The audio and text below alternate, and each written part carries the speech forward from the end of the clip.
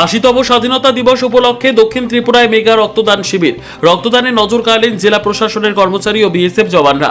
স্বাধীনতার 80তম বর্ষকে সামনে রেখে মানবিক উদ্যোগে মেগা রক্তদান শিবির অনুষ্ঠিত হল দক্ষিণ ত্রিপুরার বেলোনিয়ায়। সোমবার দক্ষিণ ত্রিপুরা জেলার জেলাশাসক ও সমাহর্তার কার্যালয় প্রাঙ্গণে এই রক্তদান শিবিরের আয়োজন করা হয়।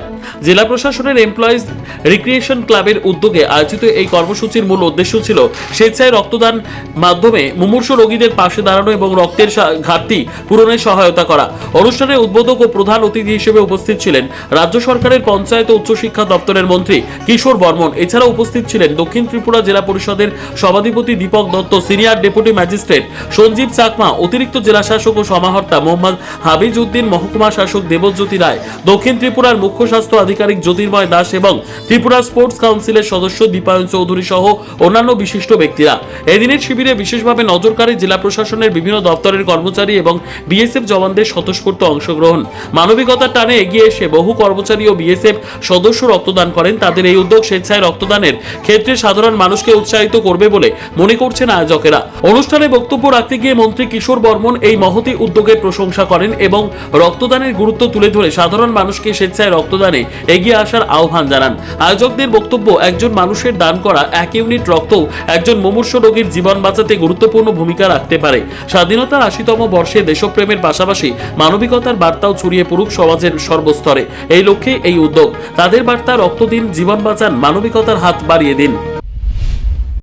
যখনই কোনো রক্তদান শিবিরে আমি উপস্থিত হই তখন খুবই আনন্দিত বোধ করি এবং গর্বিত হই, কারণ আমাদের এই রক্তদান শিবির যেটা আজকে আমরা করছি, সেই রক্তদান শিবির আমি মনে করি যে এটা আমরা যারা এখানে এসছি শুধুমাত্র একটা অনুষ্ঠানে আমরা অংশগ্রহণ করতে এসছি তা কিন্তু নয়। আমরা এখানে আজকে এসছি একজন অচেনা মানুষের জীবন বাঁচানোর সংকল্প নিয়ে আমরা এই অনুষ্ঠানে আমরা সবাই এসছি। সে কারণে আমরা জীবনে কিছু আমরা প্রত্যেকে আমরা অনেক কিছু কিন্তু দান করি। অনেক সময় আমরা কি অর্থ দান করি, আমরা অনেক সময় বস্ত্র দান করি, অনেক সময় আমরা বিভিন্ন খাদ্য কিন্তু আমরা বিভিন্ন সময় দান করি।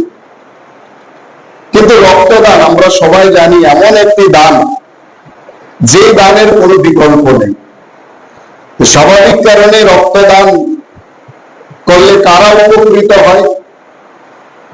একজন দুর্ঘটনায় গ্রস্ত মানুষ উপকৃত হন, একজন প্রসূতি মা উপকৃত হন, একজন থ্যালাসেমিয়া আক্রান্ত শিশু উপকৃত হন এবং গুরুতর যে অসুস্থ রোগী তারা কিন্তু